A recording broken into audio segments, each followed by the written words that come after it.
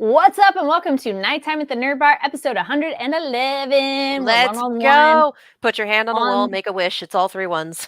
right, and it's on the eclipse. I feel that's kind of a fun coincidence of like, ooh, if you We're going were. to wind up in the shadow realm if we're not careful. I know, my goodness, it's gonna be all kinds of crazy. We are bringing you that Monday energy. We are live. If you're watching live, join us over in the live chat, and if you're watching later, no worries. Comment down below.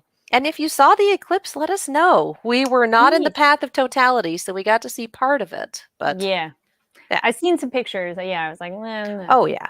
Yeah. And the NASA did a live feed, and the Griffith Observatory did a live feed, both of which were pretty great right up until they started interviewing people. So I was just like, no, put the music back on. This is lovely.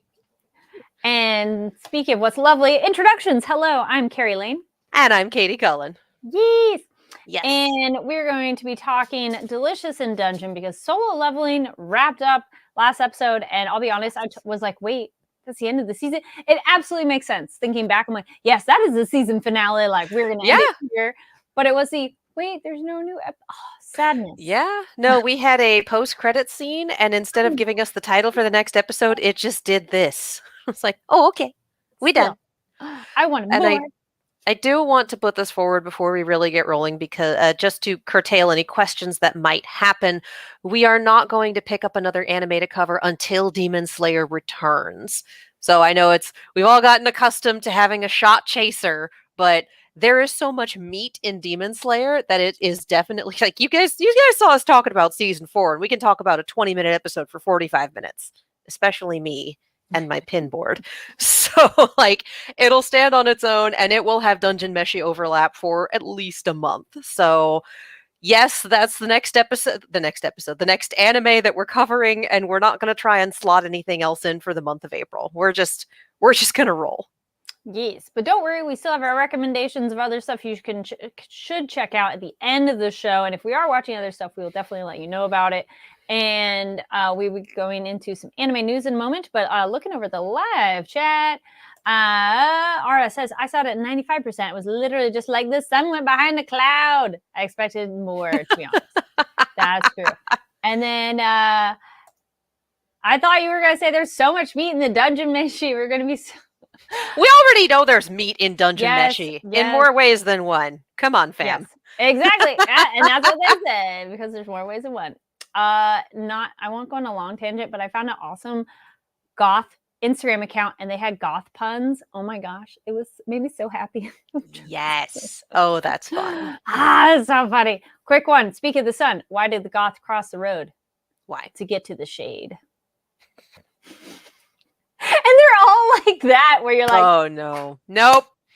But it's two people trying to make each other laugh, and that just makes it better. Anyways. Oh, okay. I thought this was just like text post, and I was gonna be like, all right, we're trying. This is two people sitting across from each other, and like, I'm gonna say a joke and try to make you laugh, and like try not to laugh while I'm saying it, and then those are just the best. So, anyways, excellent, much better. Love that. It was a good one, and then and I will share it on, if you follow my profile, which, there we go, on Instagram. I'm going to share one of their posts because it was so funny. There's 9 segments of it. I've watched today. It's like, these are so good. Give me more. It's always fun to discover something. It's like discovering Nicki Marina and just mainlining her. Yes. Like, there's an anime for this post, or Rato de Lancato, or like, you're like, give me all more the fun shit she does. Yes.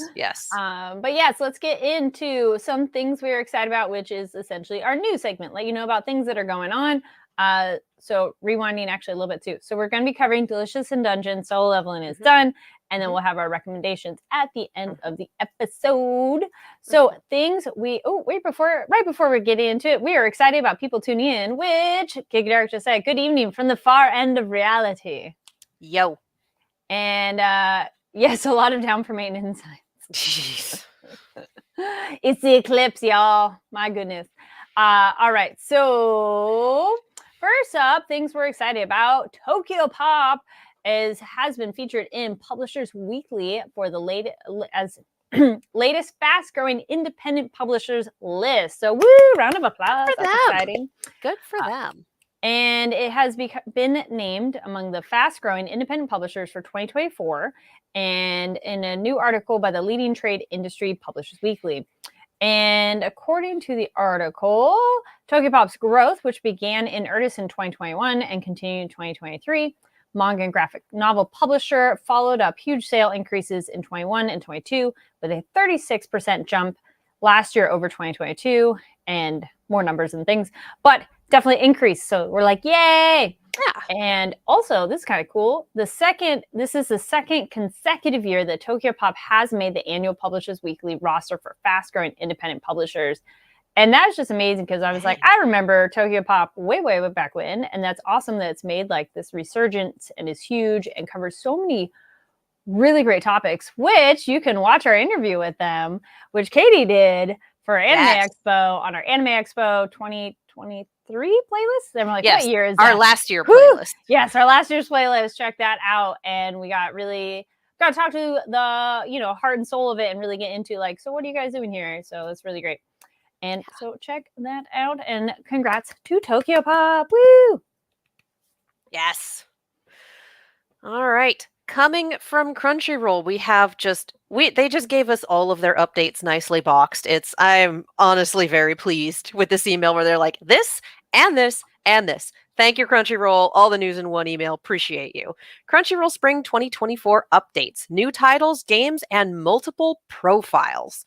So for new titles, we talked a little bit about the spring season and how there are just 8 billion shows and they all look amazing. So keep an eye on that.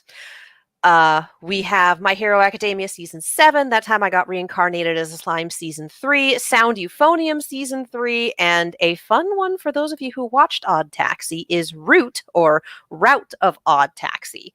So it looks like we're getting a little more from that universe, and that is a fun time. They also have 2 new exciting Nick games coming to the Crunchyroll Vault this month. The arcade shooter X Zeus, the complete collection, and the puzzler Sushi for Robots. And if you are a Crunchyroll Premium subscriber, they're rolling out profiles, you guys. They are rolling out multiple profiles. For me, this is so big. If you live in a house that has one Crunchyroll account and multiple anime watchers with multiple different tastes, sometimes you can take a look at that watch list and go, who put that there? Or, I was watching that show, who restarted it? I don't remember where I left off, or things like that. There's always weird little problems that come with multiple people on the same profile. So the addition of profiles, I'm so excited, you guys. They promised us end of the month, so keep an eye out on that. Keep an eye on your app. That should be a very good time.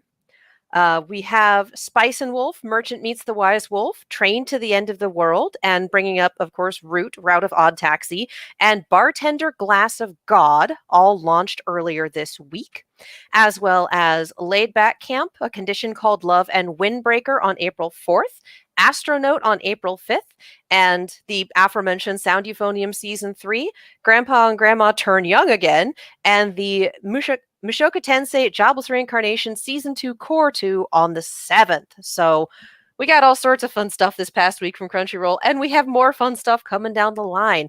So keep an eye out on their social media. Keep an eye out on your Crunchyroll app for when those multiple profiles drop. Make sure you customize your profile with the icon that fits you best, because honestly, that's the fun part, as well as seeing what other people chose and going, yeah. So explain that decision to me. I need an explanation. It's always a good time. So thank you, Crunchyroll. I am excited. I am so excited. I think that'd also be fun for genres, because like with my Netflix account, it's mine. There's a comedy one. There's a difference between movies and television. And because then it's like, I don't want recommendations for one type when I'm in the mode for another. So I think that could also be fun, that even if it's just your own, that you're like, all right, give me the recommendations for, romances, or give me the recommendation for horror or fantasy. Cause then at least you like curate it. You are far more organized of a human being than I am. I'm just like, we have one Netflix profile. Let's go. everything. Let us know, what do you do? Do you try to Yeah, curate your recommendations? Do you like share it with your family, friends, and like, anyway. Do you like default pictures on the profile? Do you pick character pictures? Do you Mhm. ever swap your profile pictures after you've chosen one? Or is it just the one forever? Like, how do you do it? How do you Okay. do your streaming apps? How are you planning to approach your multiple profiles on Crunchyroll? Yes, let us know. Leave comments Yeah. and tell us. And there we go. The other piece of news that's exciting, of things that are coming back, and this was good to know as a heads up, because I'll be honest, I went in going, oh, okay, good to know. So Crunchyroll is doing a lead up to the new My Hero Academia season 7, and that is coming out. The new episodes are on the 4th.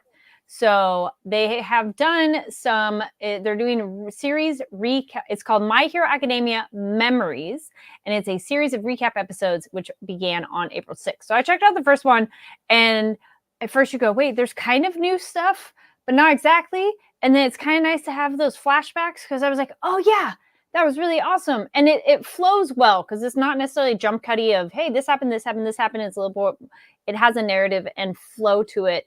And it's 7, we're on season 7. So having these like flashbacks of going way back, it's actually really nice of like, oh yes, thank you for the refresher. And so that is good to know that they're doing a series of leading up. It's And also a good way to bring in people who have been like, I want to get yes, into this, but yes. God, I don't have time to watch 7 seasons. There's not enough hours in the day before the next premiere. And then you can just go, here's the not the annotated version. I don't want to call it the abridged version because that means something else in anime circles. Yeah.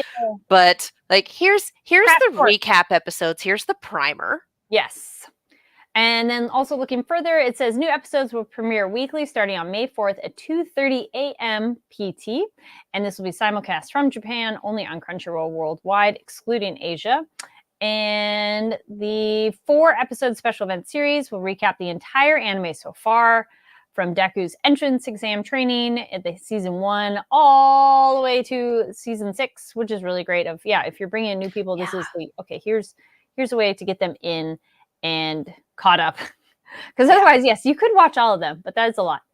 4 episodes of When Last We Left Our Heroes and villains and everyone else. The cast in this show is huge. Yes. So be on the lookout for that if you're getting ready to get back in. And if you're somebody who's like, nah, I just want the meat of it, just wait. It'll be back on May 4th. So may the 4th be with you. Yes. And honestly, how long has it been since you've watched season 1? Or season right? 2? It's like, let's be honest here. Nice. How long has it been? Even if you're like, yeah, I remember things. Yeah, I'm good. Like, if it's been a couple of years, maybe the recap episodes are a good plan. Yeah. Like, even if you think you remember everything, give it a shot anyway. And you never know.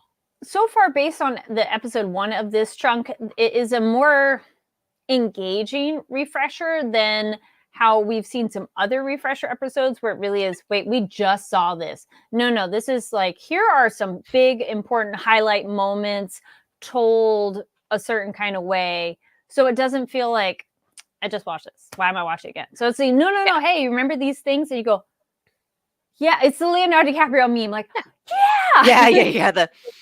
Yeah. So this is a nice way to get back in, is and when you have something like this built directly before a season, odds are they're also going to be focusing on things that will be relevant in this season. So you will have a refresher on the overarching everything, and they'll also probably do little bits of, hey, remember this? Hey, remember that? Hey, this? These are all going to be relevant.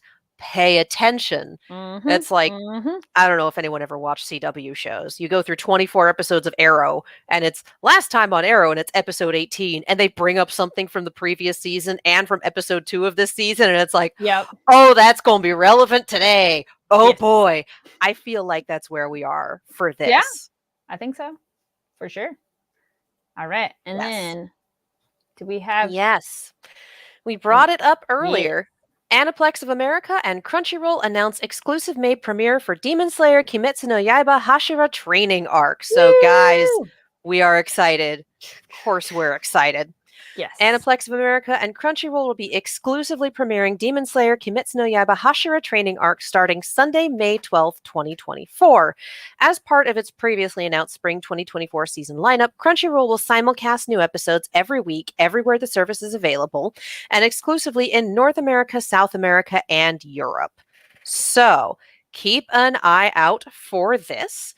The synopsis of this arc is the members of the Demon Slayer Corps and their highest training swords and their highest ranking swordsman, the Hashira, in preparation for the forthcoming battle against Kibutsu. Michael Jackson. I can't. I'm sorry. The Hashira training commences. While each carry faith and determination within their hearts, Tanjiro and the Hashira enter a new story. So this first episode will be that same one that we saw in the sneak peek, the extended episode from the theatrical release, and then episodes will continue from there. So May 12th, mark your calendars. If you went to the movie theater and you saw the episode already, then this is going to be a nice reminder from the comfort of your own home.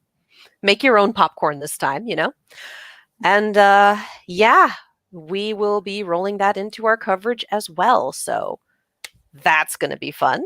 Keep an eye out for that. Mark your calendars. And thank you, Crunchyroll. Bringing us 2 flagship shonen a weekend apart from each other. My God. We're just going to have teal-colored soft boy shonen protagonists every week. It's action-packed. Oh my God. I feel like we're going to put Deku through the ringer, and Tanjiro's going to be okay for about 4 episodes right up until everything goes to hell. Yeah. I don't know anything about the Hashira training arc aside from what we saw at the theater.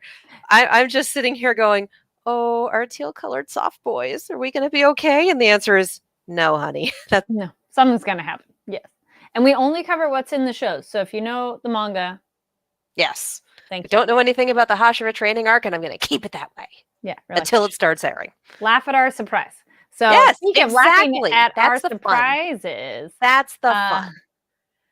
Let's talk about Delicious in Dungeon. And also, speaking of that too, getting ready for Demon Slayer, Rab Adler says, sign me up. Oh my God, yes.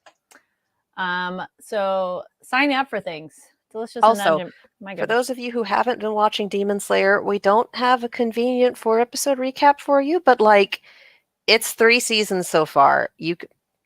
4. 3? 4.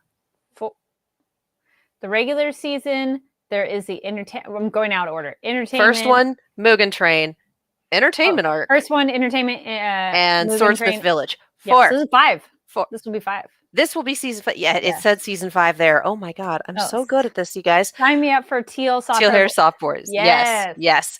But my point is. Well, 3 in a movie, but I'm like, and then they extended the movie out into a full season, and we got a few other things there. And look, any time that we can spend with Fire Sensei is good times. Time well spent.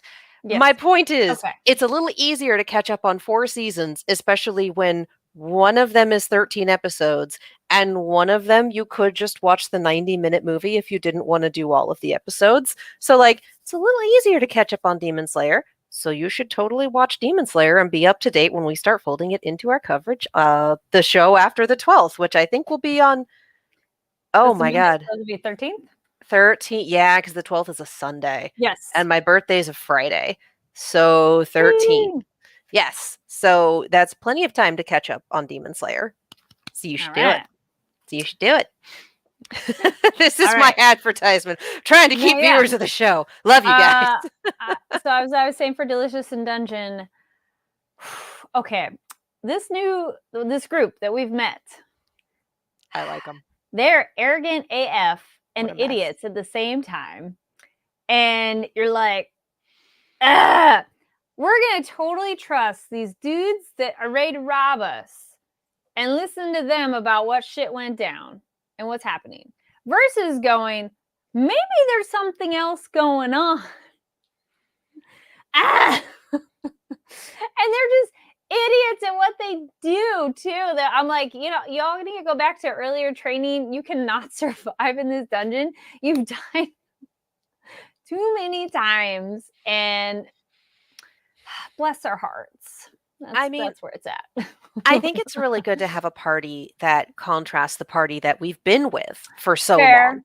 That we do get the commentary about this is how corpse retrievers are supposed to act. They are Yeah. supposed to be very heavily regulated, and what these guys are doing is beyond the pale.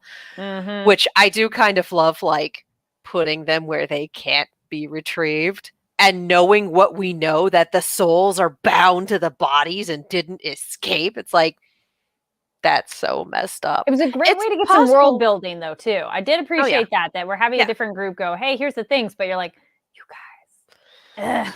Yeah. No, Yes. I like that we got, I want to call it a slightly more standard party, because Yeah. the other two parties we've run into were the gnomes and whatnot that Namari signed on Mhm. with, and the party that got their shit absolutely wrecked in like episode 2, like the basilisk episode.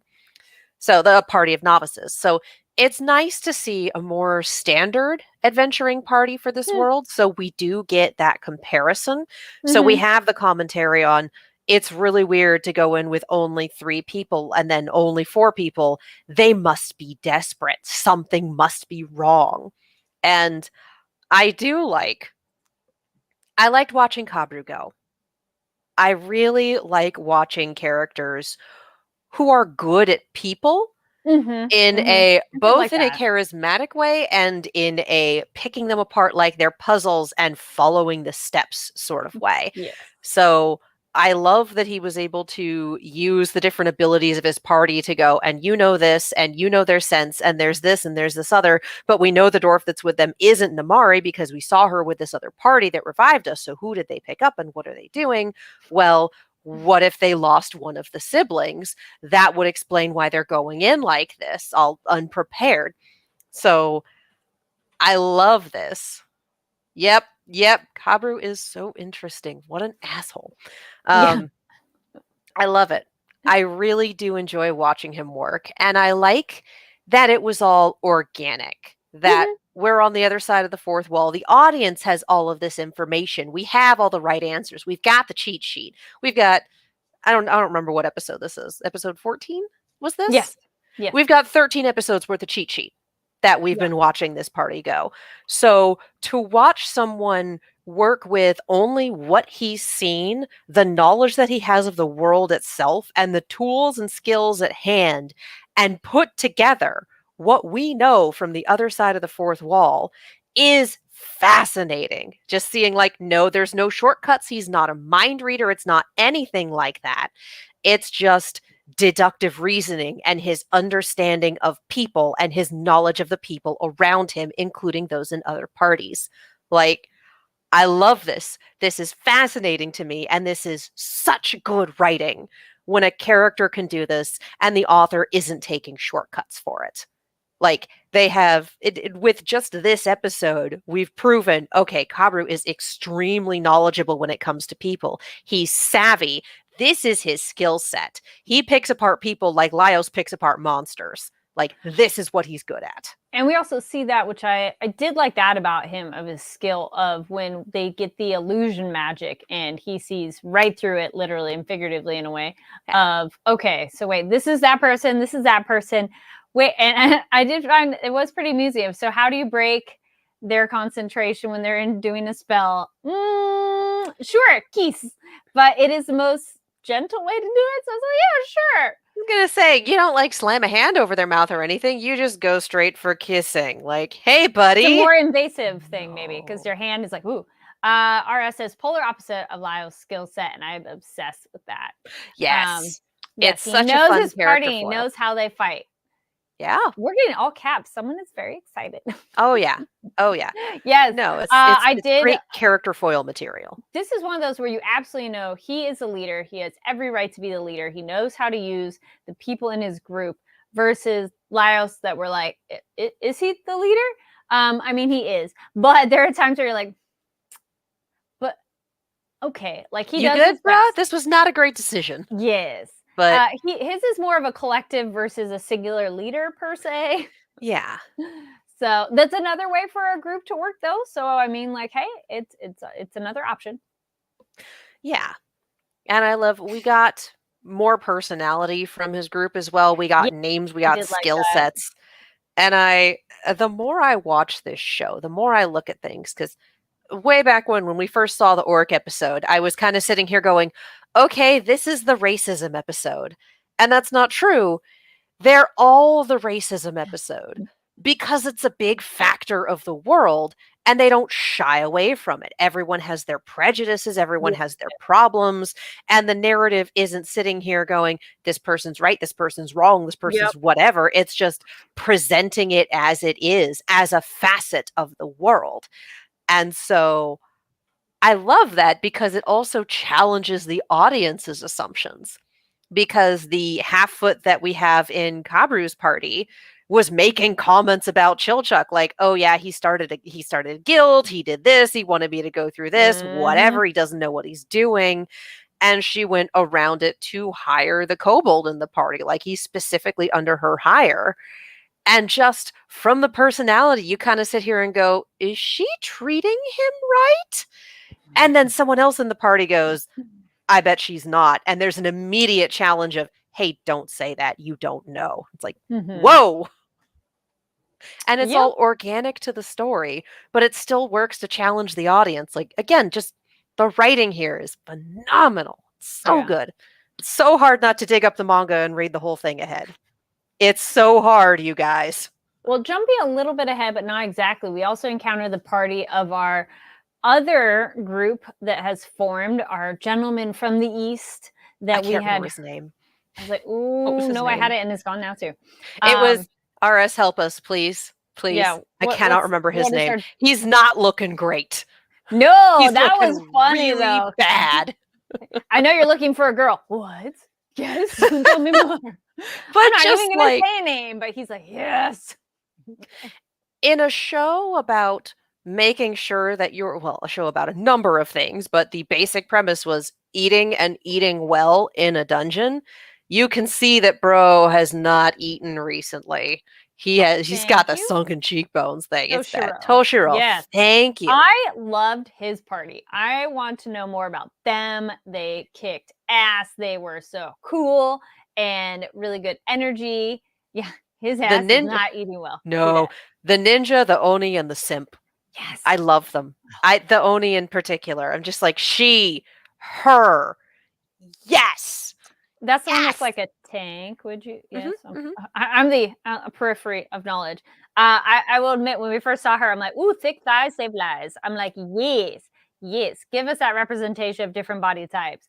And she's got like the stereotypical spike bat. Like she's like stereotypical Japanese Oni. And I'm like, I'm here for it though. I love this so much. Look at her go.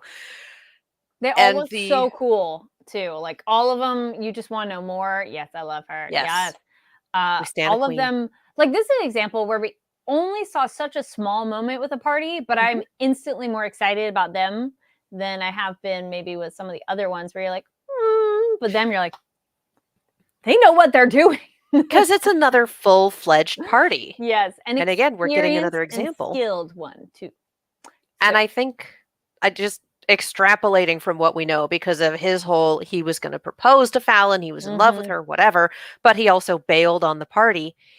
He went back to go find, it looked like he went back to go find people he was more familiar with, whose skills he knew, who would be willing to, uncertain whether they are rolling with him regardless of finances, or if they have a different agreement figured out, because the party was broke.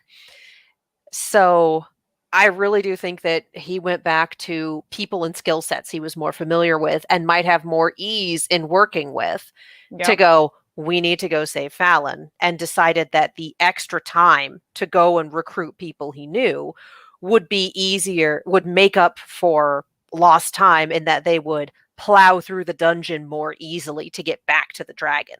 Which makes sense. I mean, that's the thing we're telling our main party. You guys need to go back, regroup, get supplies, maybe get some other people to join your group, and then go back in. This is you need to help yourself first before you can help others, because you can't do it if you're suffering and falling apart.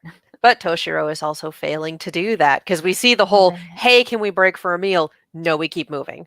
And he just looks dead on his feet. He looks bad. Yeah. That is me at the end of a particularly taxing work week. Just like, no. You're all Ugh. mood. Yes. Just like, how we doing? Oh, bad. Bad. I liked the serpent, the water serpent. I did think that was a cool monster that we got to see. That was exciting. And then as soon as I knew their secondary party, as soon as they're going, I'm like, they're gonna run into another problem again. Oh yeah. No, But it made for a good fight, so that was cool. Kabru's party exists to die. Yeah. Just narratively, I really do because it's a foil party for our main party. So they really do exist to be like, and here's the polar opposite. Laios's party has been having success in their adventures in so much as they accomplished what they went to do. There were just complications. But like they got there and they slew the dragon. They did. And they got Fallon back. Like those were the goals. Everything else that happened is definitely a problem that complicates things, but they did make it there, and a lot of it is Senshi's knowledge of the dungeon. And the joke of I smell another. Yeah, I smell him. Yeah, and Laios's knowledge of monsters, of understanding how they work, their weak points, all that fun stuff. Like he's not as great at cooking them, but he gets how they function. And he can figure out how to work with his team, how to dispatch them easily. Like all of them are good at what they do. And they're good at what they do in such a way that it has led them to success, even without their white mage, their tank, and whatever role Toshiro plays. My brain just, whoosh, it's like, you have multiple DPS in this party. What exactly is he? Yeah. So like it works for them. And then on the flip side, we have a fully filled out, statted out party with a very intelligent leader, a mage who's on it. Like we have a full party and they keep getting wiped because despite the all around skill set, it is the specializations of all 4 members of Laios's party that let them get through specific obstacles. The straight man, kind of. Yeah. Whereas that sound effect, nice. Yeah. Whereas this all-around party just does not have it in them. They couldn't recognize the coin insects and they got wiped by them. Yep. They had trouble with the fishmen and they got wiped by them. Yep. Just that lack of specific knowledge keeps tripping them up. I did think it was interesting that they had the spell to walk on water, but apparently that applies to your stuff as well. Because as soon as he put his backpack down, I thought that was weird. I'm like, wait, backpack's not going to sink? But I guess it touched you, so sure. I mean, they do manufacture their spell. I would imagine that they write and manufacture them so that if it was, you would specifically want it so we cast it on someone and it includes everything that's on their person, even if it's removed from their person, because my God, that's inconvenient. Yes, because I immediately thought that. As soon as he took it off, I was like, no! Then we got the and in their defense, it was Laios's sword that recognized the coin bugs. That's fair. True. That's fair. But that's another thing where it's Laios's propensity for doing monster shit. And in this case, it's, I'm gonna keep Kensuke. I'm gonna keep the little mollusk in this sword. Like, he's a monster, but he's a really good early alarm system. And almost got us McMurdered with the dragon. Yes. Oops. Like he is, as much as we personify Kensuke, still just an animal. Like this is something that I run into doing. He got lucky. This is something I run into doing like pet rescue and pet adoptions. Is you cannot personify an animal. They do not think the way that humans do. Like they really don't. Yeah. And it's humans do this. We personify it. We name our cars. We name our appliances. We put something down and we tell it to stay. Like, this is just a thing that humans do. Yes. And it's something where we run into trouble when we attribute that to animals, even intelligent ones, going, oh, they think this way. Oh, they like this. Oh, they whatever. You try to personify animals and ascribe human traits to them. And then your expectations are going to be crashed when that animal acts like an animal. And so we do have that with Kensuke. It is an animal acting like an animal. And that instinct when there's a very large predator near you is to flee, and it fucks him over Yep. because Tensuke is an animal. Yes. So It's like canary in a coal mine. Yes, still very useful. yes. And then Rab also says, so RR leads the lawyer party. And I'm a lawyer party? I'm afraid I don't know that reference. Yeah, I'm not sure about that.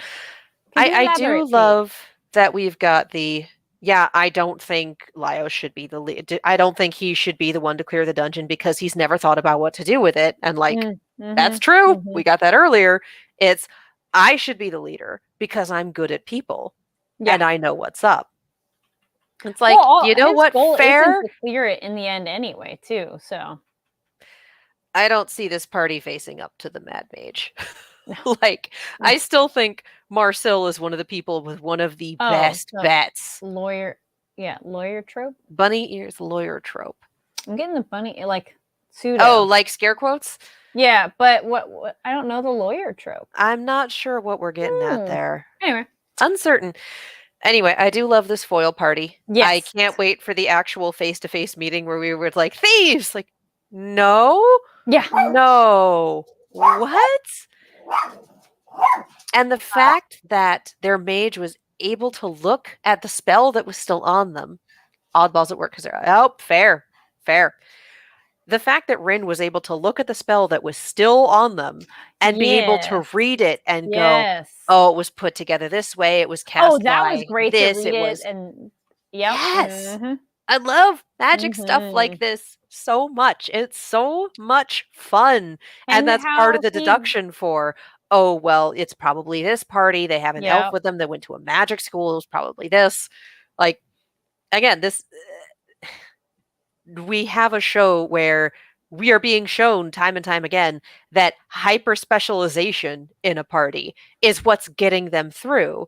Whereas this all around and otherwise extremely well balanced party that we have with Kabru keeps getting wiped because that hyper specialization is what's required. You need someone who is balls to the wall, extremely good at traps, and that's Chilchuck.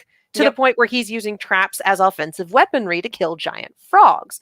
You need the honor student mage who studied ancient magic like, this is and is slumming it. Honor student. I'm like, ooh. Oh yeah, like you and I mean, honor student is her personality. Yes. Like from one former honor student who can recognize it's her personality, and I love it. Oh, I love it so much. You need the absolute weirdo who has been living in the dungeon and knows how this stuff works. You need the other absolute weirdo whose hyperfixation is monsters, whose special interest is this particular thing and has been for decades. And it's all of those specific, Chilchuck is the most normal person in this party, which is wild because my dude started a union. Yeah. Which I don't think is normal for this world, but he started a union. So he's the most normal guy in this party, but it's been all of these weird, outlandish characteristics for all of them that have led to their success. It's very much it's what makes you unique that helps sort of thing. As opposed to, well, if you're all around okay at everything, that means that you're not specifically good at anything. It's a little bit of plot armor, to be fair. Yeah. But it's such a fun story. Yeah. And the existence of Kabru's party and the juxtaposition of the two and going, this is how this works, and this is how this works. You'd think these guys would be the better party, and they probably would be in a different dungeon faring world. But unfortunately for them, we live in this one. Yep. Yeah. All right. Well, we still have a bit more to go on Delicious in Dungeon. Let us know your thoughts on the episode, anything that stood out to you. Leave a comment down below. We had the stinger at the end where Laios' party has been lost for 2 days. It's like, I'm a little did worried the about orcs them. not help you get out? No. Kids, what are you doing? Yes, they're like, we'll help you with whatever you need. And getting back to the upper floor is, I guess, not part of it. Yeah. Or they didn't ask. Yeah. Yes. Man. Again, this is where the entire point that I made about the specific It's like being very specifically competent in these areas. Mm-hmm. You ain't got a navigator. Oh, You've, true that. you've got a problem there, kids. Yeah, Oops. we do need that. So it's like, oh, none of your hyper competencies cover this situation. Not so much. But of course, we know they will probably survive, and just the question is how. Again, that's where the plot Yep. armor comes in. Yeah, exactly. Or if they don't, they'll be revived. So That too. Yes. All this right. world is so messed up. Also, new opening, new ending.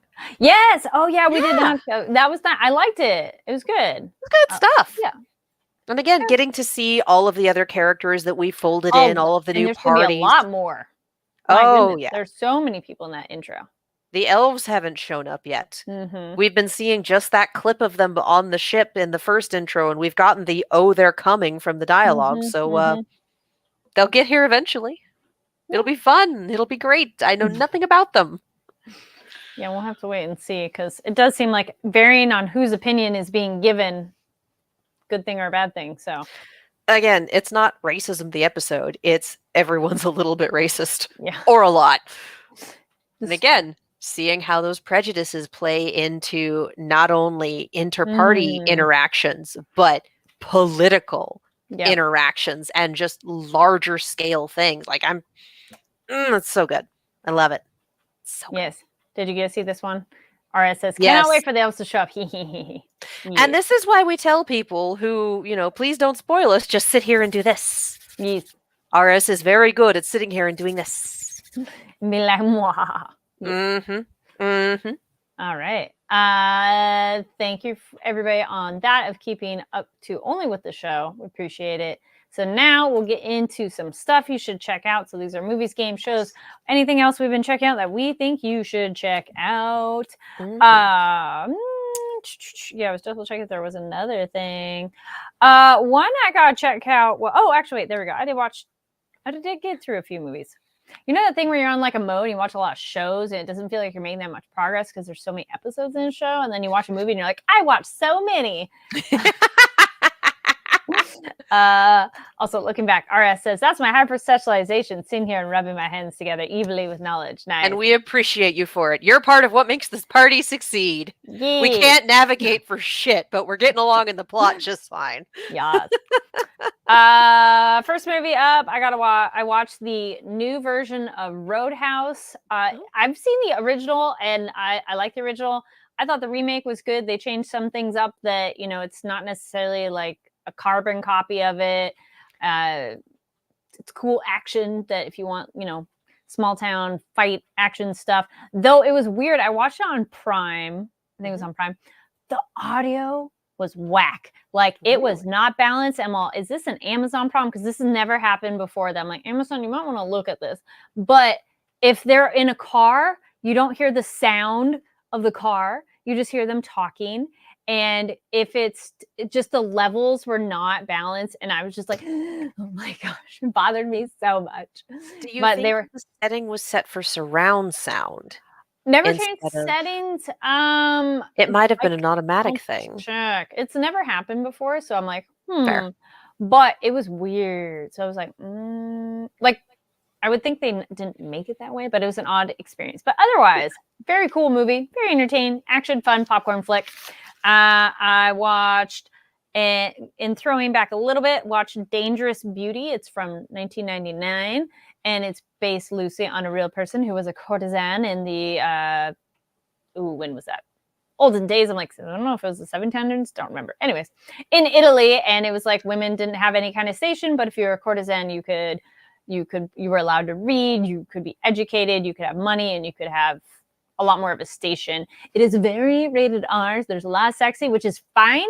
No problem with that. But depending on who's watching around you, just be aware. Nudity and sex. So it's Not something to watch with your younger cousin or Yes. whomever in the room. Yes. That one I think is on Hulu. And again, no problem with those, but just know if anybody walks in, that's what they might see.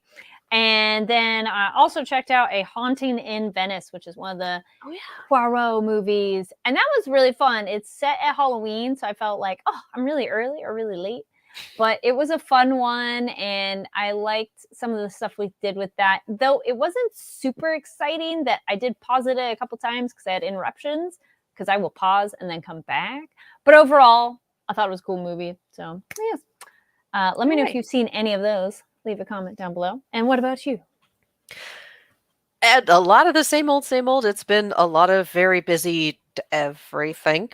And more going out than staying home. We are still working our way through Control, which is not the fastest going because, my God, there is so much in that game. And it is so easy to get locked up in like 2.5 hours of side quest because it's just so interesting. Like the lore in this game is absolutely bug nuts and so much fun. And sometimes you just wind up in a boss fight against the thing inside a possessed refrigerator. It's fine. Okay. It's fine. It's excellent, honestly. What a great game. So Control is very fun. Alan Wake is also very fun. If you're kind of here for weird horror games that aren't as full-on scary as like your Silent Hills, some of your Resident Evils, etc., but are still spoopy, like, yeah, Alan Wake is fun. Control is fun. We have a good time here. We're probably, I don't even know if we're a third of the way into Control. We've got a ways to go. Speaking of spoopy things, I will always recommend going to see live performances, whether it's music, whether it's theater. Like there's a magic to live performance that cannot be replicated anywhere else. So generally speaking, I will say yes, go to the theater, get the tickets, have fun. I saw one of the worst stagings of Jekyll and Hyde I've ever seen in my life on Friday. Okay. So I will not be naming the theater or the company because I'm not about to name and shame. That's rude. But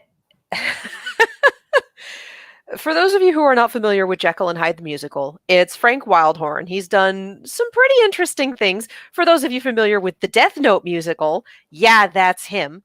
Or the, I can't remember what, I think it's yours. There was he did another anime-based one that was based on music. I can't remember the name. But yeah, Frank Wildhorn, he does interesting things. Okay. And I went with my roommate and another friend of ours who both of them love it a lot. And I'm just like, I'm here to have fun. I like live theater. I like musicals. Let's go. It's theater in the round, which is always a really interesting staging, which if you're not familiar with the term, the stage is in the middle and the audience seating is literally the entire way around it.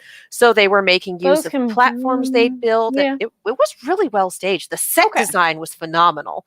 The set design was better than the professional run at the Pantages, honestly, because it worked for everyone. So, whereas the design at the I was going to say couple top bullet points of what was wrong.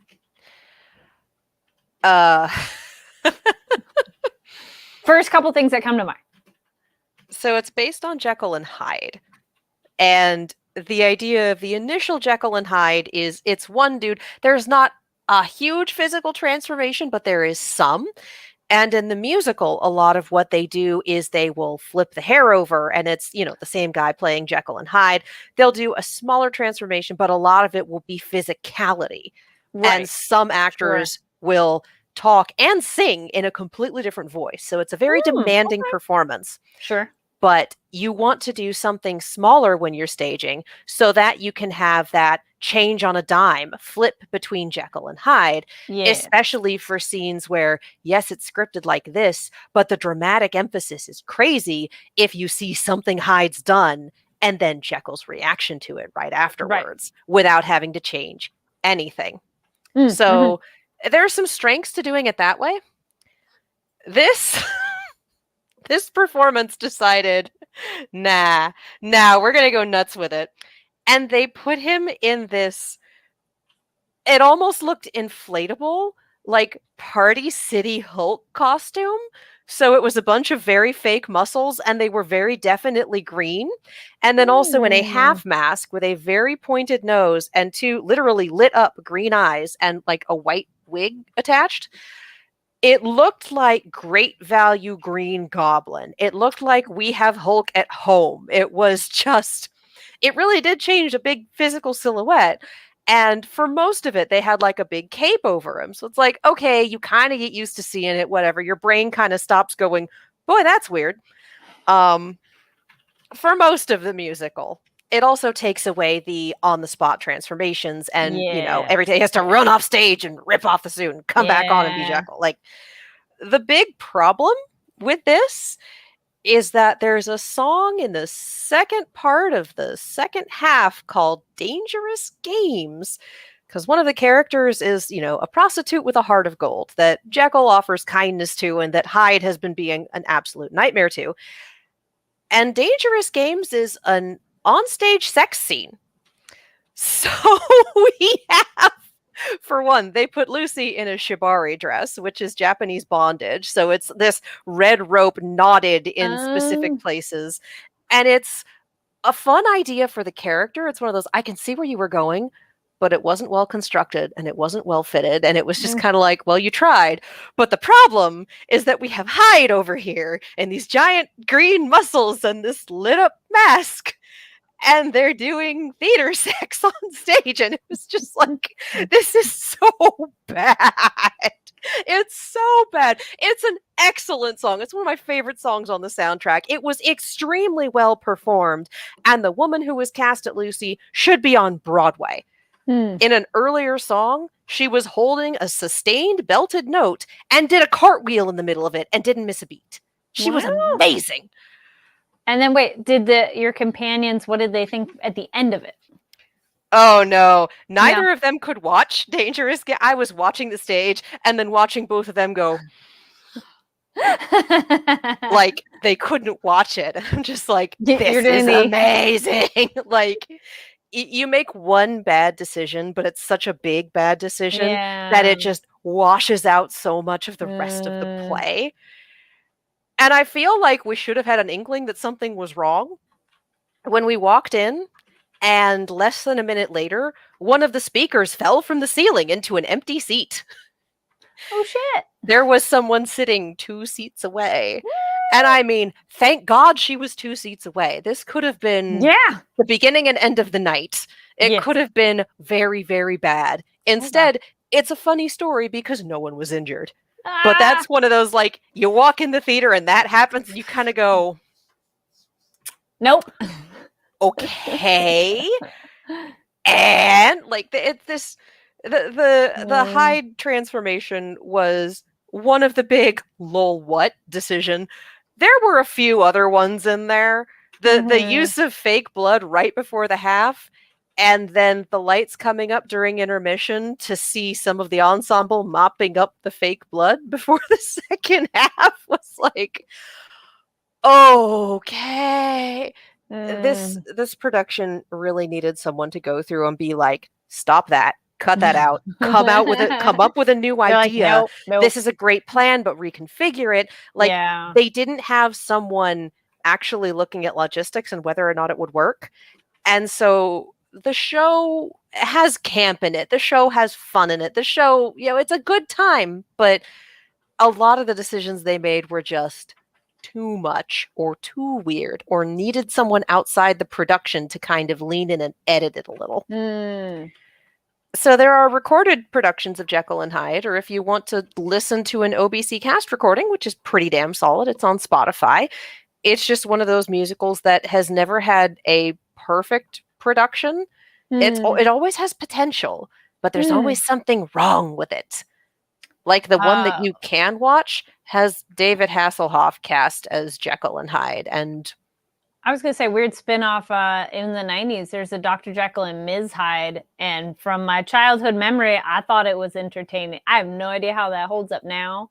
But it was an interesting idea at the time of like, sure, let's just have it where the person, If you haven't seen it, or if you have seen us, let us know. I'm like, I don't know if that holds up now, but there's all sorts of adaptations of the Jekyll and Hyde story. The musical is a very fun one. It's just never had a staging that's been well executed on all fronts in terms of design, choreography, acting, singing, etc. Like, They'll have great casting. They'll have a terrible set design. We'll have one terrible cast member, but unfortunately he's the lead and everyone else is amazing. That is the Hasselhoff performance, you guys. It's a rough one. So like Jekyll and Hyde is worth checking out, Okay. but definitely not the version I saw staged last week. Well, and you again, survived. we are not naming names here. That's rude. I'm glad you survived. And you have I'm something glad the funny to tickets- tell about it later. I'm glad the tickets were discounted and that speaker didn't hit anyone. That too. Yes. Yeah. So again, see live theater. It's always Yay! surprising. Speaking of live semi-coordinated events, depending on how you look at them, looking over the chat, Giga Derek says, if you're interested in pro wrestling this week is the best time to give it a try. After WrestleMania, it's like the start of a new season for WWE, and the shows are fun and easy jumping on point. I have never really personally got into wrestling. However, when I looked at it more like it's a stunt show, it was a little more interesting. I hear that the Royal Rumbles are really good things to Yeah. watch just on their own. Okay. And then also says, Giga Derek also says, and again, recommend Farron. First season has finished, and it's a very lovely show. It is also on my queue. Yes, I need to find space for an ongoing meditation on grief, and I don't have that in me. Yeah. Yeah, that is just how it be. Sometimes you look at it and go, this looks amazing. I do want to watch it. And then you pull open the spoon drawer and go, huh. And that's life. You're all not today, but that's okay. That's like, why we have a queue. Oh, no. Yeah. Yes. You'll have a queue. And you can have your own personalized queue now Yes. that Crunchyroll's doing profiles. Hey! Yay.